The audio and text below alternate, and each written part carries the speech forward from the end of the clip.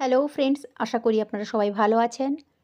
Friends, আজ আমি যে টপিকটা নিয়ে বলবো, সকালের এই ব্রেকফাস্ট থেকে নিরামিষ প্রোটিন সঙ্গে ভিটামিন আপনি কিভাবে পাবেন।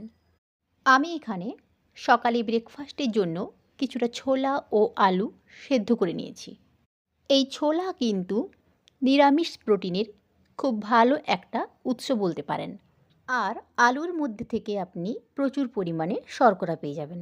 সেই সঙ্গে ভিটামিনসের জন্য আমি কিছুটা গাজর কুচি, শশা কুচি, পাকা টমাটো ও ধনেপাতা নিয়েছি, যেখান থেকে আপনি পর্যাপ্ত পরিমাণে ভিটামিন সি তো পাবেনই, সেই সঙ্গে বিভিন্ন ধরনের ভিটামিন আপনি প্রচুর পরিমাণে পেয়ে যাবেন।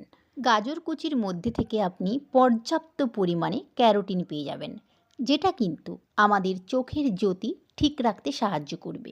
এছাড়াও এই স্যালাডের মধ্যে থেকে আপনি ফাইবার পেয়ে যাবেন, যা আমাদের কোষ্ঠকাঠিন্যের সমস্যার সমাধান করতে পারে খুব সহজেই। তাছাড়া এই ধরনের ব্রেকফাস্টে ক্ষতিকর কোনো ফ্যাট বা কোলেস্টেরল নেই। এই ব্রেকফাস্ট হার্টের রোগীদের জন্য খুবই ভালো খাবার। তাহলে স্বাস্থ্যকর ফ্যাট, প্রোটিন এবং ভিটামিনস পেতে হলে এই ধরনের ব্রেকফাস্ট আপনি খেতে পারেন।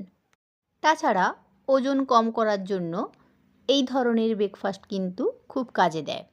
আশা করি আপনাদের আমার এই ভিডিওটি ভালো লেগেছে। যদি ভালো লেগে থাকে তাহলে অবশ্যই লাইক, সাবস্ক্রাইব করবেন এবং অন্যান্যদের সঙ্গে শেয়ার করবেন। ভালো থাকুন, সুস্থ থাকুন।